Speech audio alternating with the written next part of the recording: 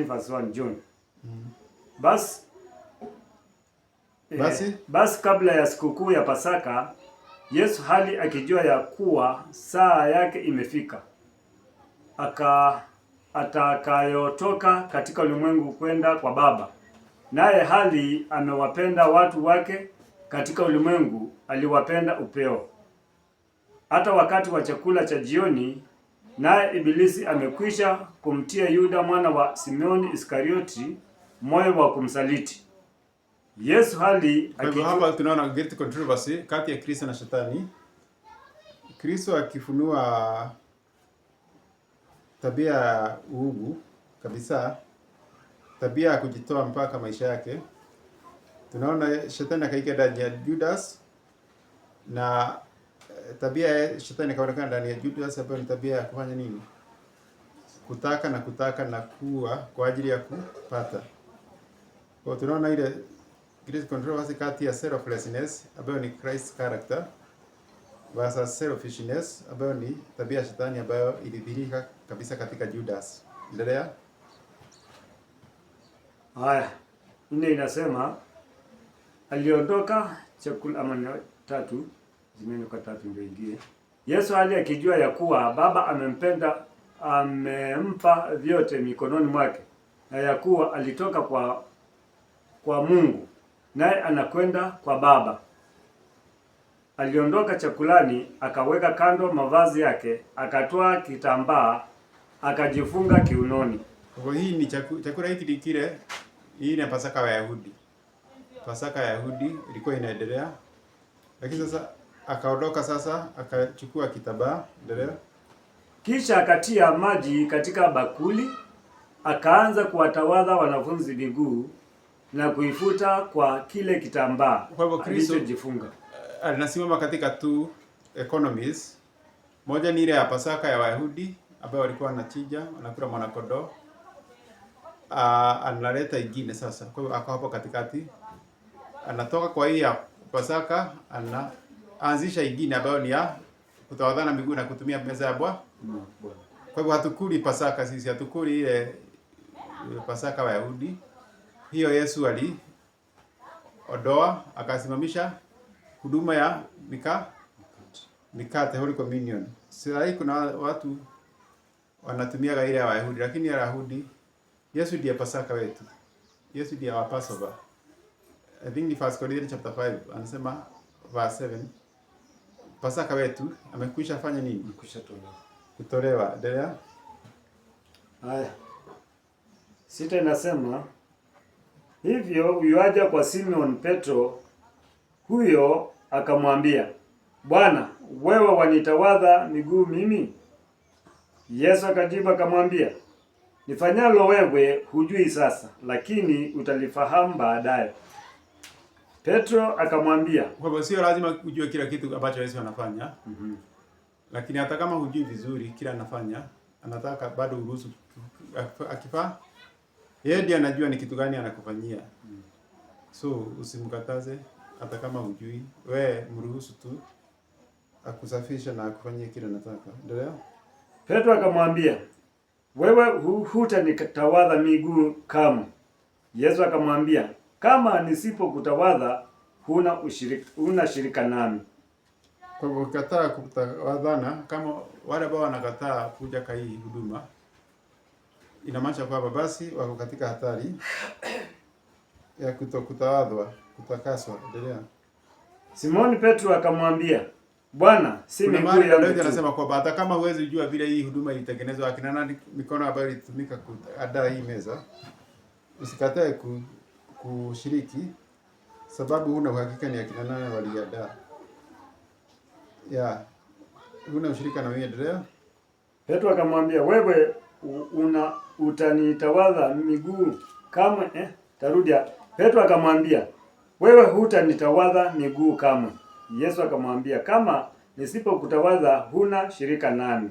9 inasema, Simoni Petro akamwambia, Bwana, si miguu yangu tu, hata na mikono yangu na kichwa changu pia. Yesu akamwambia, yeye aliyekwisha kuoga hana haja ila ya kutawadha miguu, bali yu safi mwili wote. Nani mmekuwa safi, lakini si nyote. Kwa hivyo tunaona hapa Petro alikuwa anataka kuoshwa mwili yote, lakini Yesu akamwambia hapana. Ulikuwa tayari umeoshwa. Wakati Petro alimwamini Yesu na akabatizwa, aliweza kuoshwa. Lakini sasa hii anaoshwa ni ile ambayo amechafuka miguu sababu ya kutembea, kitembea amechafuka miguu. Kwa hivyo haistahili. Hii ni kwa hivyo tunaita hii ni kama ubatizo mdogo. Hii ni ubatizo mdogo tu. Alafu 11 anasema, kwa maana alimjua yeye atakaye msaliti. Kuna kitu amesema ni safi. Kwa hivyo hii kusema msafi ni kumaanisha kwamba hii pia inasafisha mtu. Hapa tunasafishwa tunapotawadhana miguu. Yesu anatutawadha mioyo yetu, na inaweza semekana kwamba sisi tu wasafi, lakini tujua kwamba tusipokubali Yesu atutawadhe, takase mioyo yetu, pia kuna vile tunaweza tawadhana miguu lakini bado tubaki tukiwa sababu Judas Judas alitawadhwa, lakini Judas hakusafishwa moyo alitokea tu bado akiwa na shetani. Endelea. Inasema ndio tunaitwa tujihoji sana. Kwa maana alimjua yeye atakaye msaliti, ndiyo maana alisema si nyote mlio safi. Basi alipokwisha kuwatawadha miguu na kuyatoa mavazi yake na kuketi tena, akawaambia, je, mmeelewa na hayo niliyowatendea? Ninyi mwaniita mwalimu na Bwana, nani mwanena vema, maana ndivyo nilivyo. Basi ikiwa mimi niliye Bwana na mwalimu nimewatawadha miguu, imewapasa vivyo kutawadhana miguu ninyi kwa ninyi.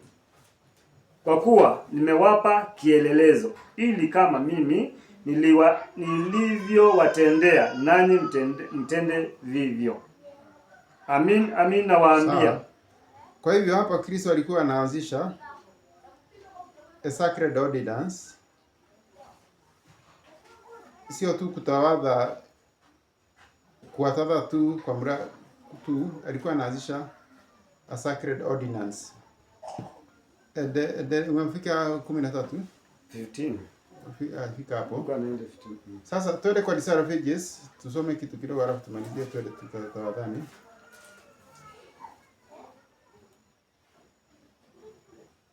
Desire of Ages, page 646.3.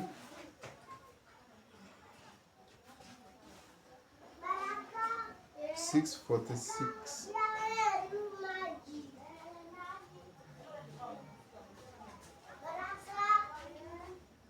Nasema hivi,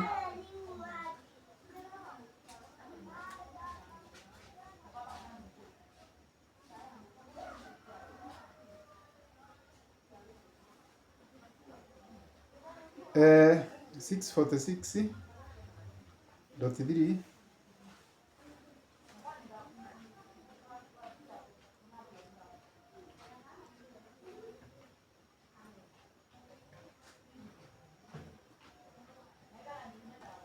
Nasema hivi,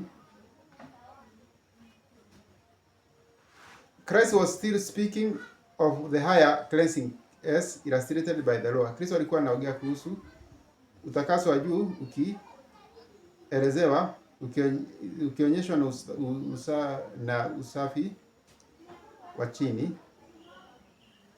He who came from the bath was clean. Yule ambaye anatoka kwa nyumba ya kuoga ama kutoka katika kuoga alikuwa msafi, but the sandaled feet soon became dusty. Lakini viatu vikawa chafu. And again needed to be washed. Tena akahitaji kuoshwa.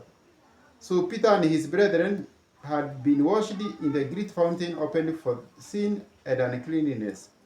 Vivyo Peter na wenzake walikuwa wameoshwa katika mto ama katika kisima ambacho kilifunguliwa kwa ajili ya dhambi na uchafu.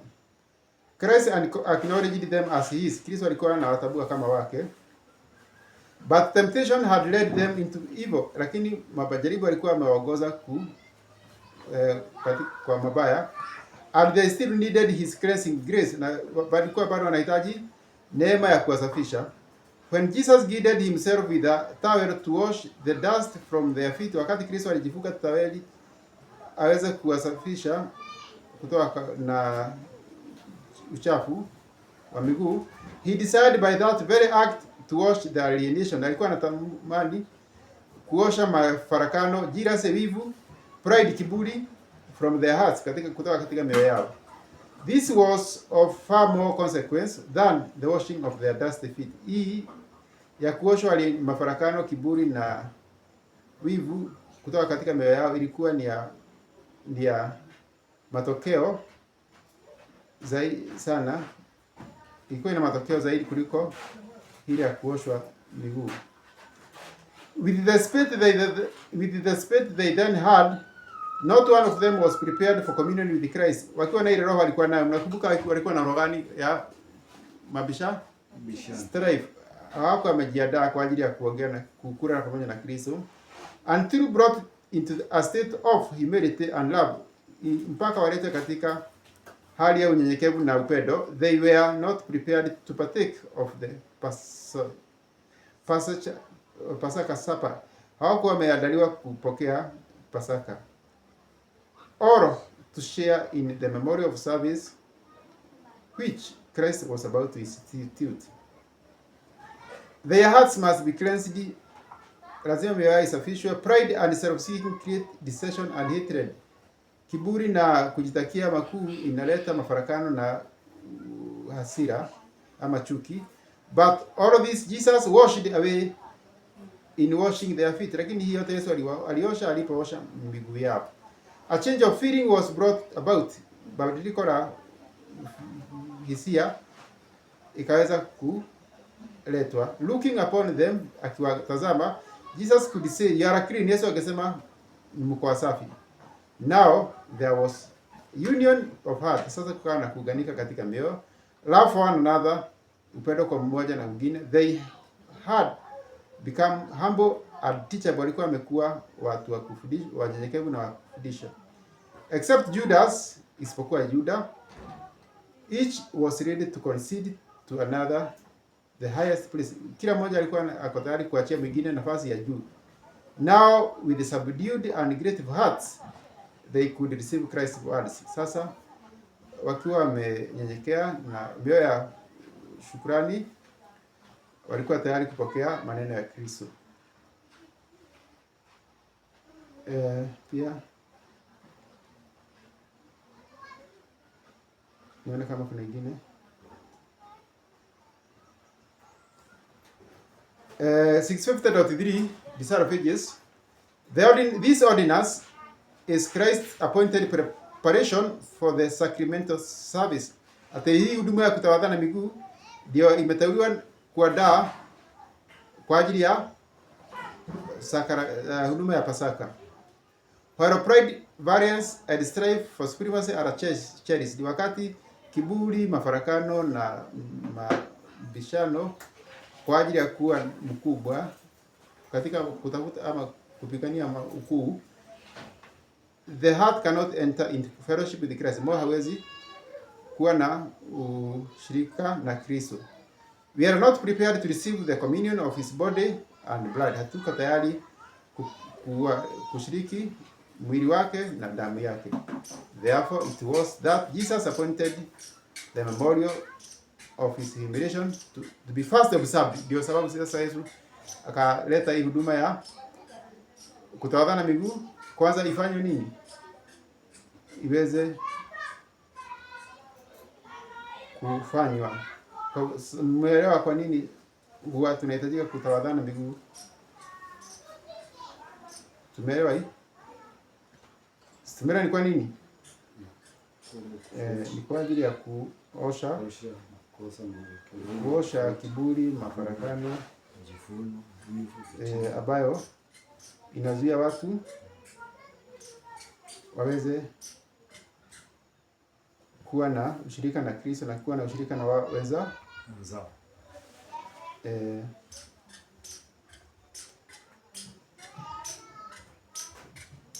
Sawa. Kwa hivyo watu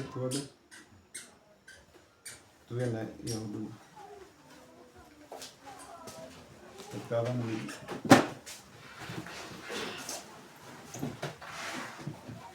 Asante Baba, tunapoenda kutawadhana miguu, tunaweka mioyo yetu kwako wazi Yesu, ndio tuoshe kutokana na mafarakano, tuoshe kutokana na kiburi, tuoshe kutokana na kujitakia makuu. Tusaidie ili tuweze kuwa tunapotawadhana na pia na ukitawadhe mioyo yetu, ili tuwe tayari sasa kuingia katika kukula mkate na kushiriki na wewe katika huduma hii. Uwe nasi, na ni katika jina la Kristo tunaomba na kuamini. Amen.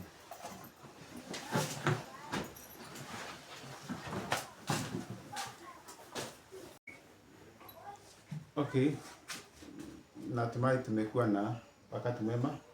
Tumeweza kuingia kwa ajili ya huduma ya kutawadhana miguu na pia kumega mkate, na ili tuweze kuingia katika huduma ya kutawadhana miguu, kuna fungu ambayo imeandikwa katika John chapter 13 verse 1. John chapter 13 verse 1.